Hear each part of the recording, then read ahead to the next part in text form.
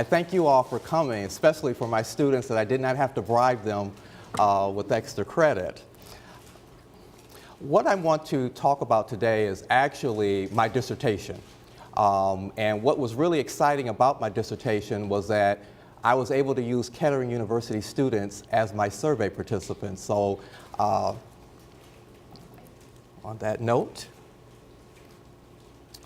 as I was doing my research on organizational leadership, I come across a lot of information, a lot of quotes, and this is probably my favorite quote when it comes to leadership.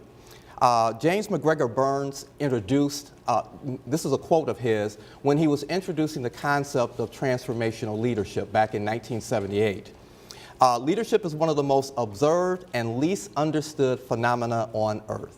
There is a lot of research on leadership, but there's really no right way or best way or one way to be a leader.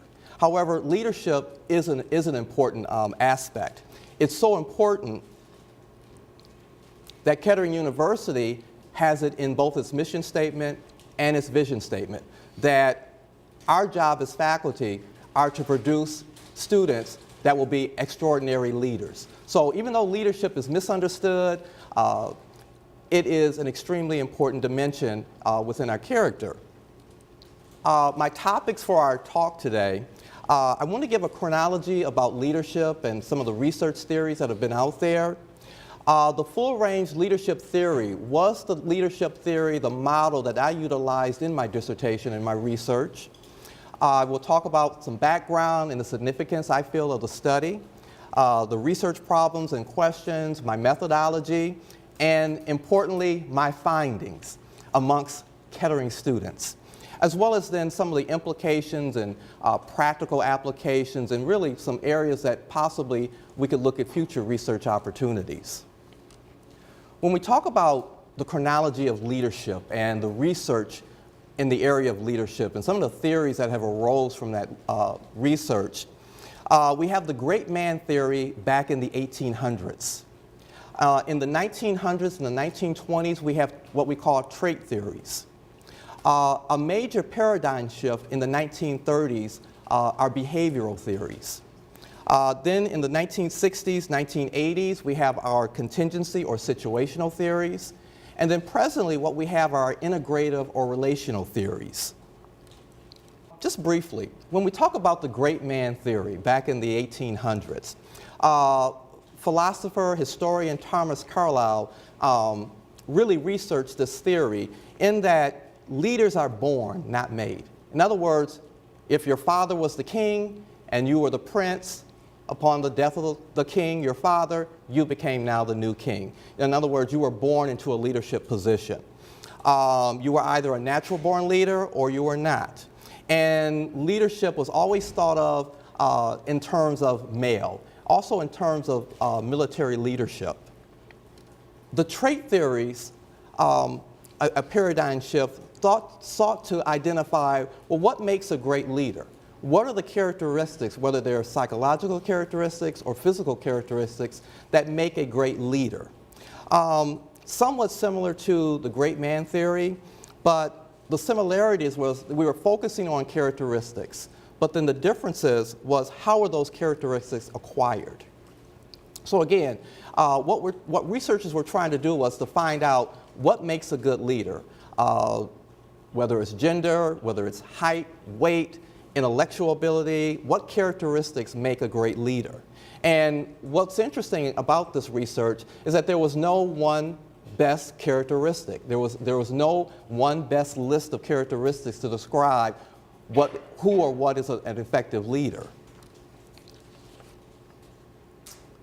Instead of looking at what comprises or what are the characteristics of a leader, the behavioral theories started to focus in on, well, what do leaders do? What do they do to make themselves effective? In other words, now we have the adage, leaders can be made, not born, or rather than being born. So therefore, an individual can be taught to be a leader, can be mentored to be a leader under the behavioral theories. Some examples of some of the behavioral theories that were done during this period, you have the University of Iowa studies. under Kurt Lewin and his associates that basically categorize leaders as either being autocratic, it's my way or no way, democratic will be inclusive in the decision-making process, or laissez-faire, which is basically no leadership at all. I'm just going to advocate my leadership, I will delegate it all, and sort of sit back and let you all make the decisions. When we look at Ohio State studies, University of Michigan studies, and what's known as the leadership grid, similar studies, and basically gave a different name, whether it was initiating structure or consideration, production-centered or employee-centered, concern for tasks, concern for people. What you'll notice that during this period, leadership was a dichotomy. In other words, you were either one or the other. You either have a concern for the task, you want to be productive, you're process-oriented, I'm looking at the bottom line. Or, as a leader, do you have a concern for your employees? Do you have a concern for the people? You're more mentoring, you're more coaching. And unfortunately, during this period, you were slated as either having concern for production or concern for people during those periods. The leadership grid, for example, took those dimensions and put them on a grid. And basically, if you were, for example, you had a low concern for production or a low concern for people, you were called an impoverished leader. Basically, you're not a leader at all. But if you're on high concern for people, high concern for production, you're called a team player. And then we have so those are the dichotomies. And then you had a spectrum within. Douglas McGregor's Theory X, Theory Y looked at how do managers perceive their employees. A manager who subscribes to Theory X perceives employees as being lazy, unproductive, and the only way that I'm going to motivate you is through money. Just like sometimes as faculty, the only way we can motivate you is offer extra credit.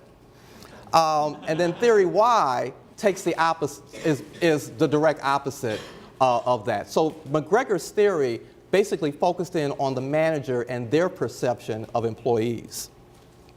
The contingency theories or situational theories. Basically, there is no one best way to lead, and that how you lead is based on the situation that you're dealing with. It's based on you as an individual being the leader. It's based on your followers, your employees, your subordinates, and it's also based on the situation that we're dealing with. So now we're getting to move into that you're not having to be slotted as a certain characteristic or a certain leader. That leadership kind of is fluid based on the situation. And some examples of theories during this period. Situational leadership theory, as the name says, your leadership style, your leadership behavior is based on what the situation is that we're dealing with. The leadership participation model, based on the situation, based on what we're dealing with, based on the decision that we have to make. The leadership participation model looks at different levels of the leader asking for assistance, asking for advice, asking for opinions from their followers, employees, or subordinates. The path-goal leadership theory looked at, depending on our goal or our objective, what is the best leadership style that will get us there? And again, somewhat similar to situational theory, that again, what is the situation, what's the end result, and that will dictate the leadership style that's necessary. Leader-member exchange theory. This theory basically says either you're in the group or you're out the group.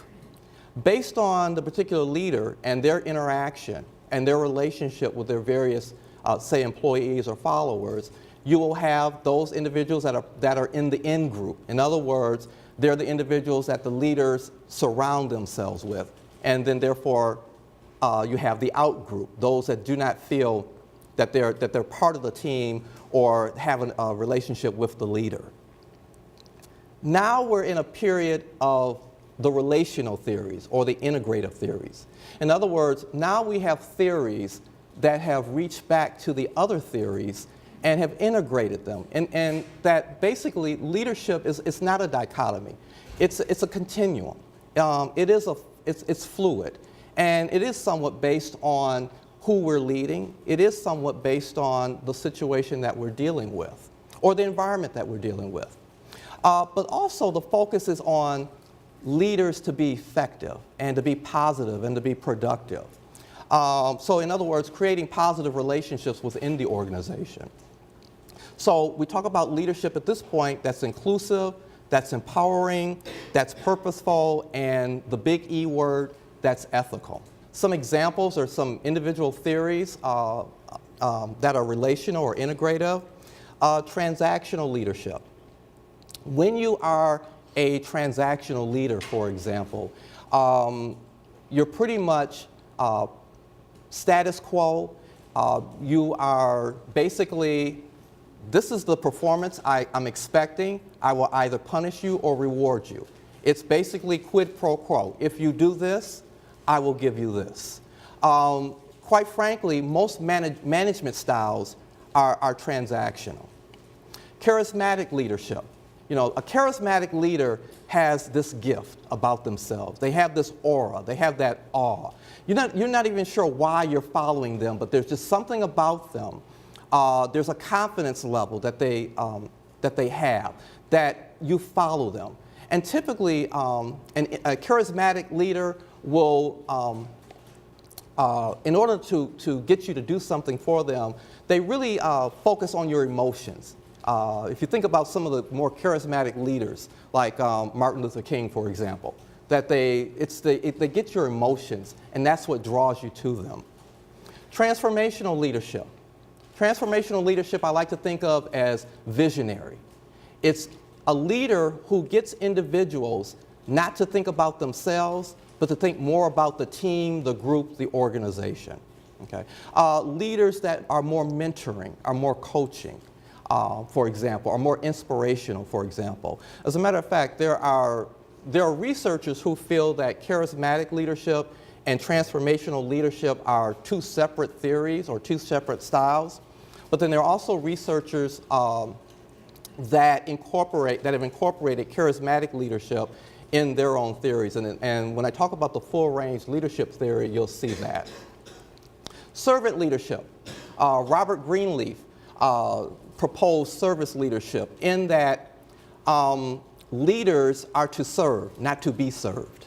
In other words, as a leader, it is the leader's responsibility to serve their subordinates, employees, or followers. In other words, providing mentoring, providing coaching, providing the resources that are needed in order for the employees, for example, to fulfill their responsibilities. Shared leadership. We can be in a team, we can be in a group, and we can have an appointed leader, but that doesn't mean that we're all leaders within the group. We can share responsibilities, we can share leadership responsibilities.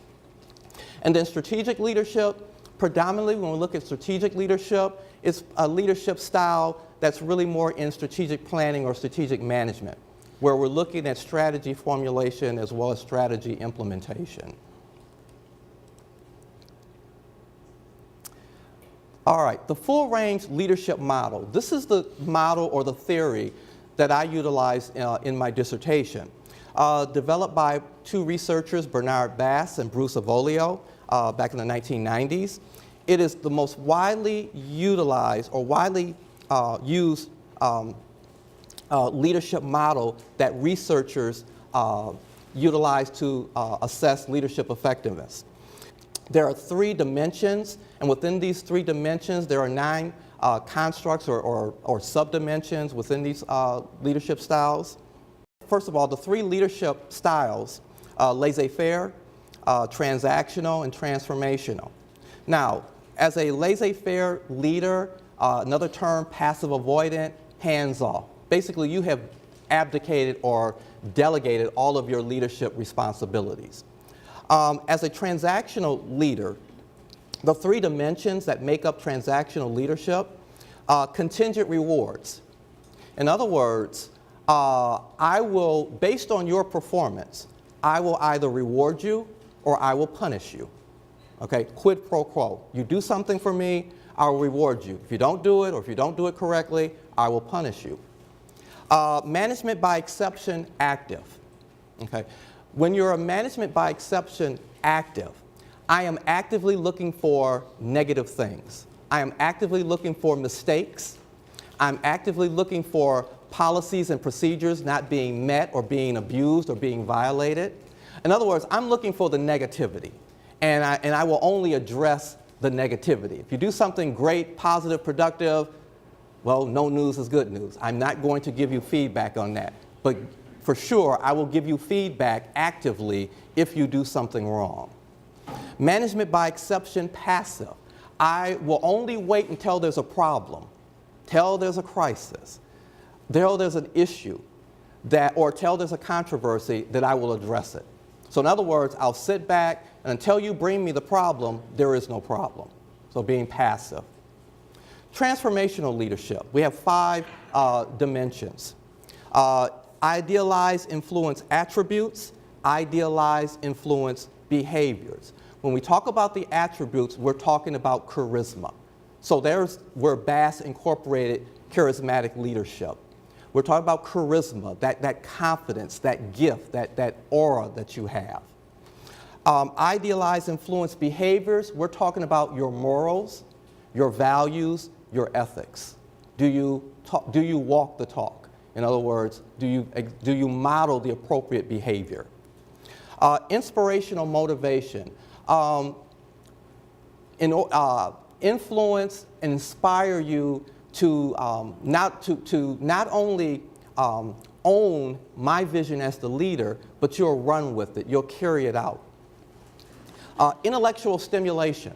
Leaders should inspire their subordinates or followers or employees to be innovative, to be creative. In other words, to think outside the box. Individualized consideration.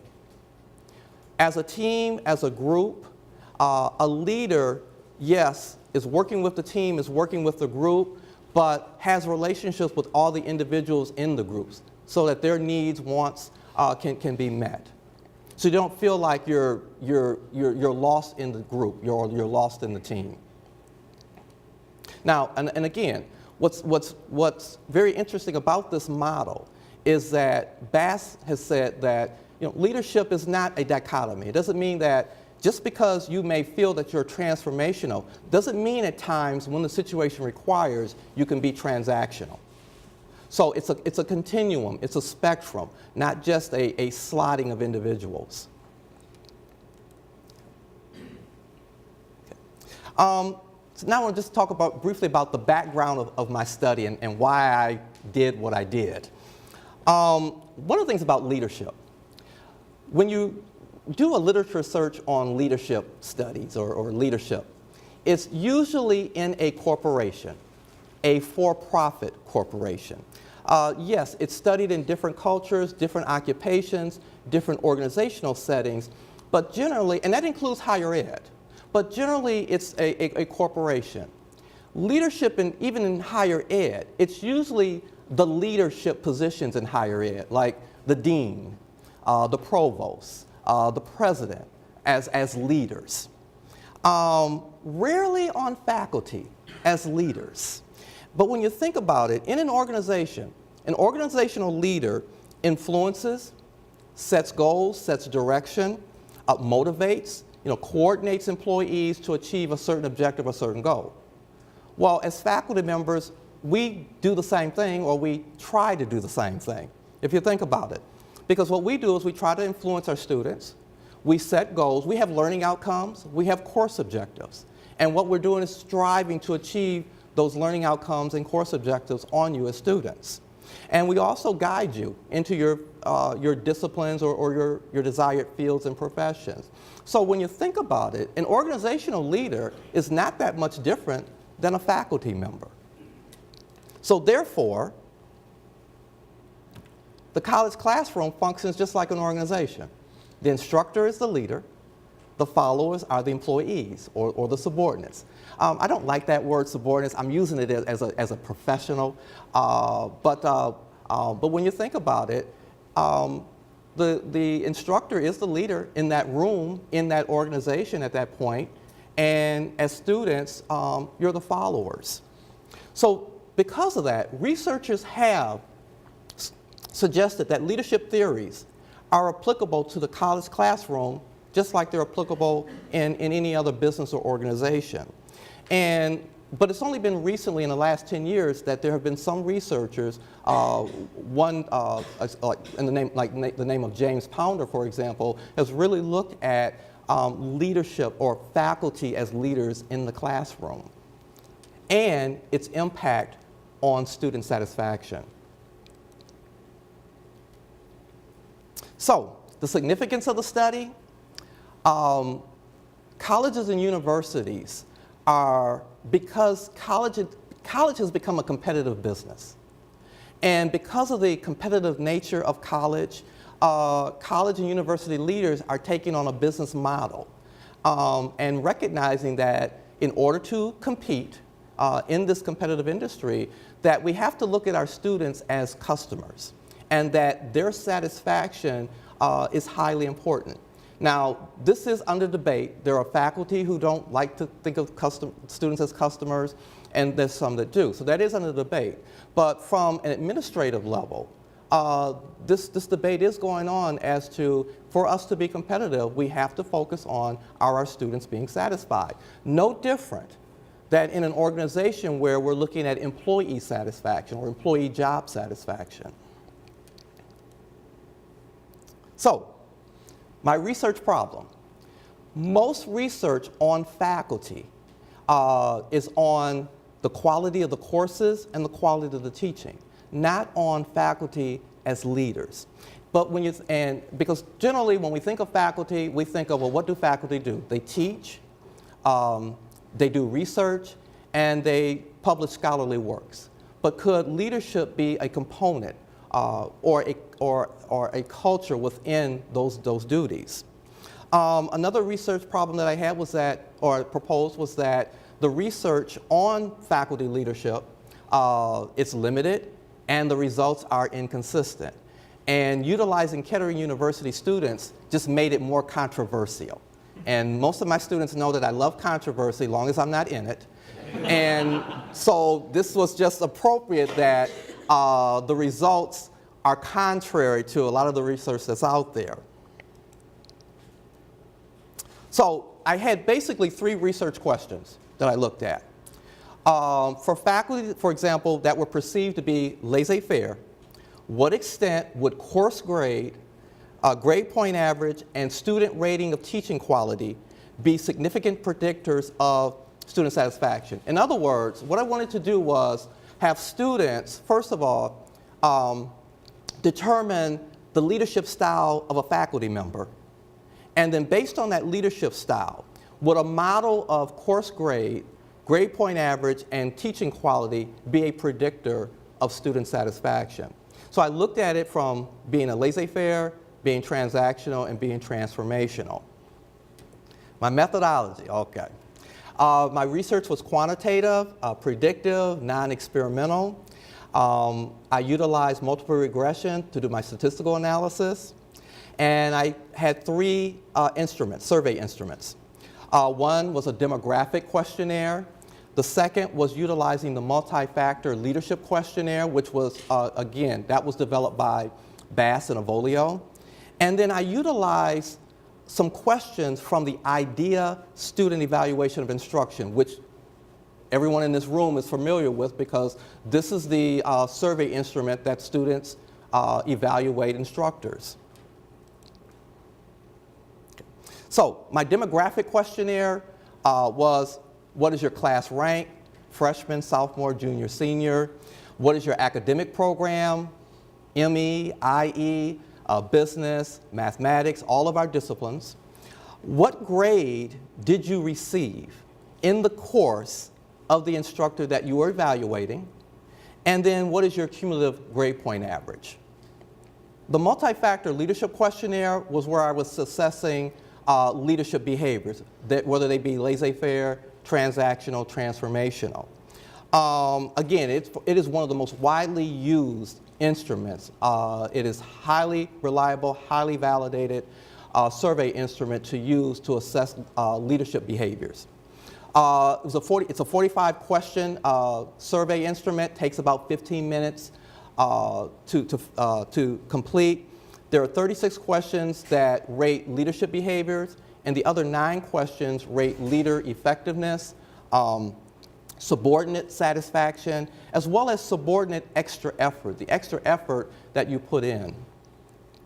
Some sample MLQ or multi-factor leadership questionnaires. First of all, the ratings, it's a Likert rating scale, 0, not at all, to a 4, frequently if not always. And then here's some of the, just a sample of some of the questions from that questionnaire on leadership. For example, my instructor provides me with insistence in exchange for my efforts. My instructor avoids getting involved when important issues arise. Just a few sample questions. The IDEA student evaluation, I pulled the 10 questions of that evaluation that pertain to teaching quality. Again, the evaluation or the rating scale is a Likert scale. Again, you know, we've all seen these. Some of the questions, the 10 questions that are asked regarding teaching quality. The instructor I am rating found ways to help students answer their own questions, form teams or discussion groups to facilitate learning, explain the course material clearly and concisely, gave projects, tests, assignments that required original or creative thought. So, the survey was online, it was anonymous.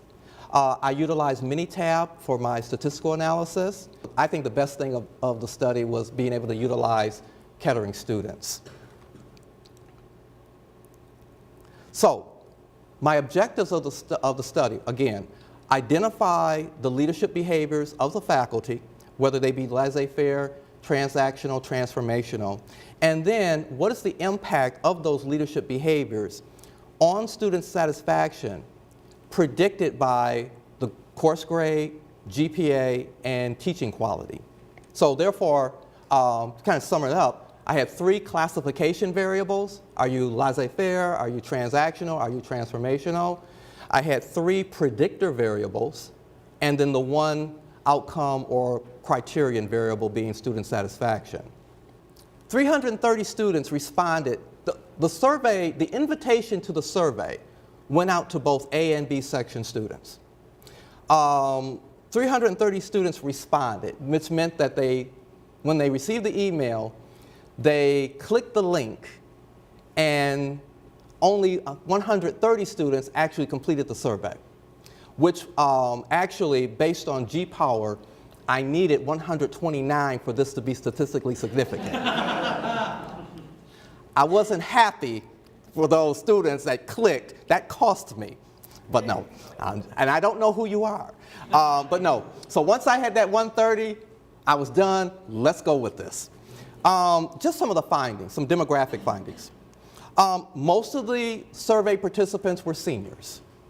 So we had 8% freshmen, 22% sophomores, 24% juniors, but the majority were seniors.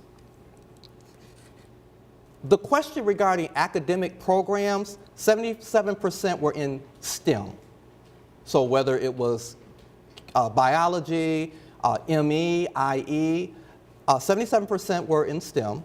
23% of the students were in business programs.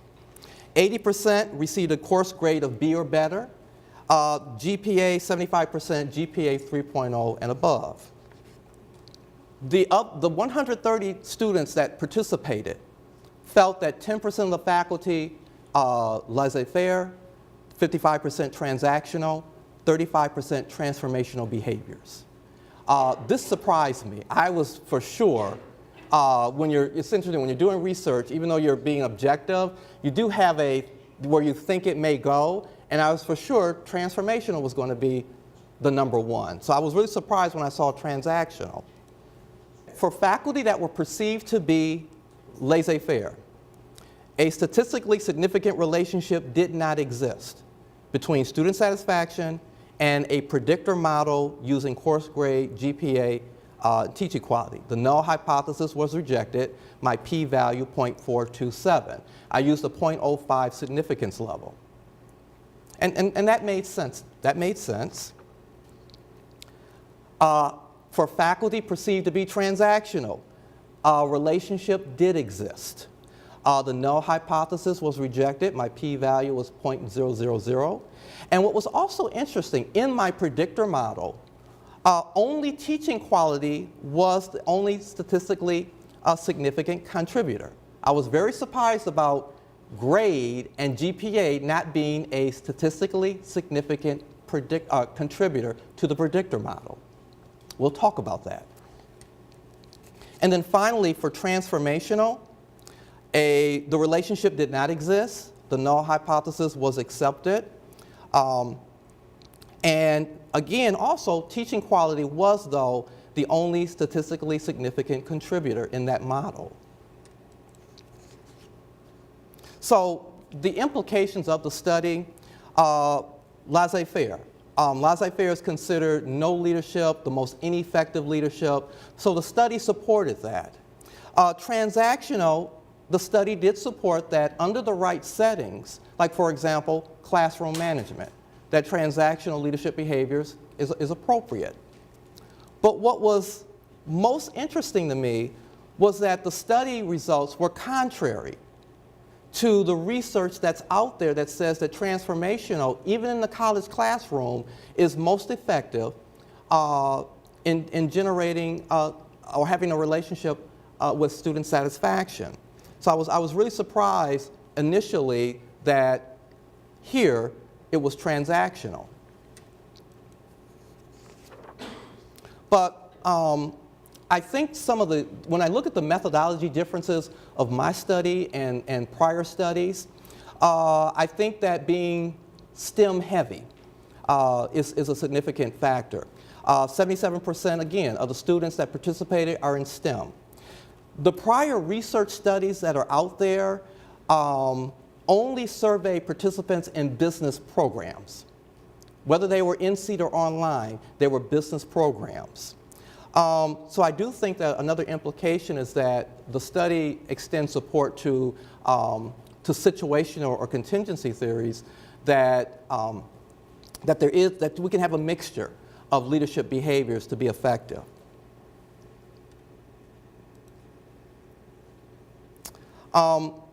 Some of the practical applications of the study that as professional development for faculty, that we may incorporate leadership behaviors or leadership styles in our professional development. It would probably be interesting for faculty to complete the MLQ, the Multifactor Leadership Questionnaire, on themselves as a self-rater to really come to the forefront as to what their leadership style is. And then a culture of effective leadership behaviors being infused in our duties of teaching, research, and scholarship. Future research, I think that this study can generate is to replicate the study in other higher education settings. When I was defending my dissertation, my chair asked me, I thought was a very good question.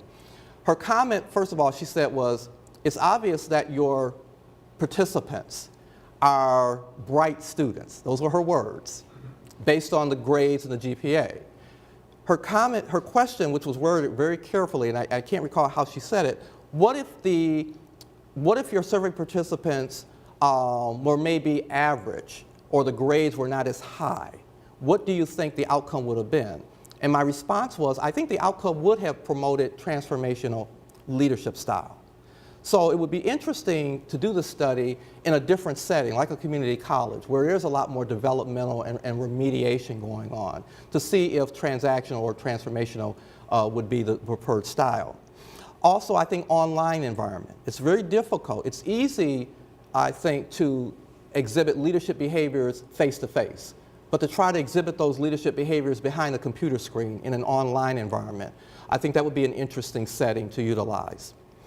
Again, we could replicate the study with some different predictor variables, whether they be race, age, gender, ethnicity. Also replicating the study using part-time or the non-traditional college student. According to the U.S. Department of Education, 40% of college students in this country are at that traditional high school or 18 to 22 age. So therefore, 60% of college students are the typical over 25, going part-time, working adult. And their whole perspective is a lot different than, say, your perspective. And then also, I think it would have been good to incorporate some qualitative methodology to augment the quantitative methodology. So, just to summarize, the purpose of the study was to examine the relationship of perceived full range, which is Bass's full range model, leadership behaviors of college faculty, and student satisfaction using a predictor model of course grade, GPA, and teaching quality. And before I forget, research regarding course grade and GPA. Researchers have shown that there is a correlation between course grade, GPA, and student satisfaction. The higher the course grade, the higher the GPA, the higher the student satisfaction. So I was also surprised that at Kettering, course grade and GPA were not significant or statistically significant predictors of student satisfaction. So in other words, your grades and your GPA really don't matter to you all. Okay. Of the 3 leadership behaviors, only transactional behaviors were effective in generating a statistically significant relationship between with student satisfaction using that predictor model. And again, even within transactional and transformational behavior, teaching quality was the sole statistically significant predictor variable. So it really goes to, we talk about that the quality and the interaction between faculty and students is extremely important, and I think that my study does extend support to that the quality and the degree of interaction is important. I must give thanks to some people. I definitely have to thank Dr. Lynch Karras and Cindy Donner from Kettle for inviting me and asking me to share the results of my study. I definitely have to thank our provost because first of all, it was our provost that gave me permission and authorization to utilize Kettering students as the survey participants. But when I had met with the provost, he made a comment to me that at the time I didn't understand.